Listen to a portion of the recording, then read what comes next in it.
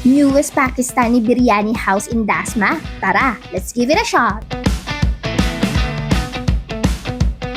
Isang biryani house na naman ang na-discover natin dito sa Mabuhay City, Dasmariñas, Cavite. Nagsiserve sila ng authentic Pakistani biryani in beef at chicken. At ito nga ang Babar Biryani House. Sobrang nagustuhan ko nga ang kanilang beef biryani na talaga namang sobrang flavorful at napakasarap ng biryani rice. At may available nga rin ditong chicken fingers at chicken poppers. Ilalagay ko na nga rin ang menu dito para sa reference nyo. At huwag nyo na nga rin kalimutan i-follow ang kanilang page, Babar Biryani House, para sa mga update at bagong menu. Must try nga ang mga biryani dito. Kaya tara, let's give it a shot!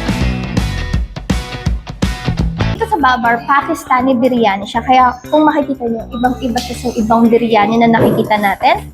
Look at this one. Ang sabi nila, pag Pakistani is medyo dry talaga yung itsura or yung timpla nila. So, anong meron dito? Meron sila nitong beef, merong white onion, cucumber, and itong sauce nila. Let's give it a shot. Okay. Sobrang, hindi man sobra, pero dry nga siya. Pero yung lasa niya, yung spiciness, andun sumasabog. Meron din siyang lasa na kakaiba. I think, ito siya. Itong, ayan o, may cardamom seed siya. Which is, sobrang lasang-lasa. Tikman naman natin yung beef. Okay, hindi mo pala siya ganun katigas. Hindi siya, chewy siya. Lasang-lasang beef. May lasa rin siya ng spices na I'm not sure, hindi kasi ako familiar sa spices ng Pakistani, pero iba talaga siya sa ibang biryani na tikman natin. Igyan natin ng sauce.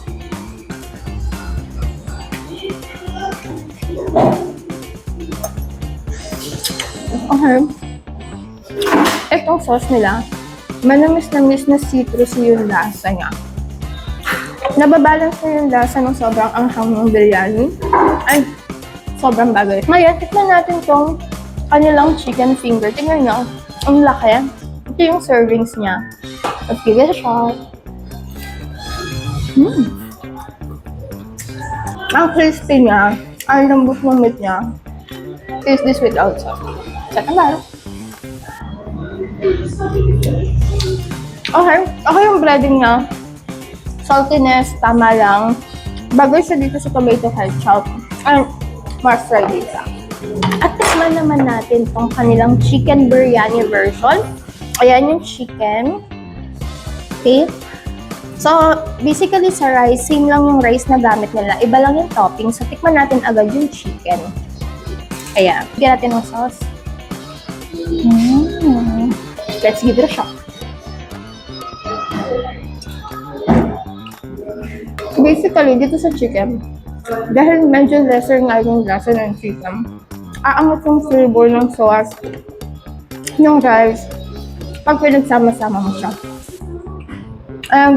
Basically, kung gusto nyo ng mas malambot, ginit, ito, chicken.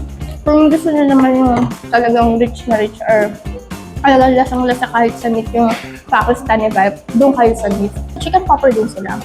Tikman natin. Dito tayo sa kanilang mayo. Chicken popper, let's give it.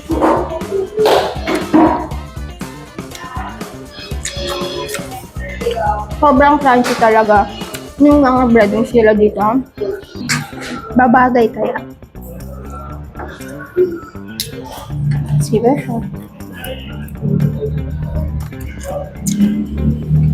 Okay, good ha. Fried chicken. Sa biryani rice. May melon. Not usual, pero okay yung combination. Siyempre for drinks, meron din silang fruit shake dito. Ang in-order natin is itong blueberry milkshake. Try natin. Okay. More on, medyo maasim siya, yung blueberry taste niya. Tama lang yung tamis niya, pero napaka-fruity ng lasa niya. Must try din to. And meron din to silang strawberry flavor. Pero for me, blueberry is a must try. And this is your foodie passenger, Princess Madam OBR. Please follow me, and as always, let's give it a shot.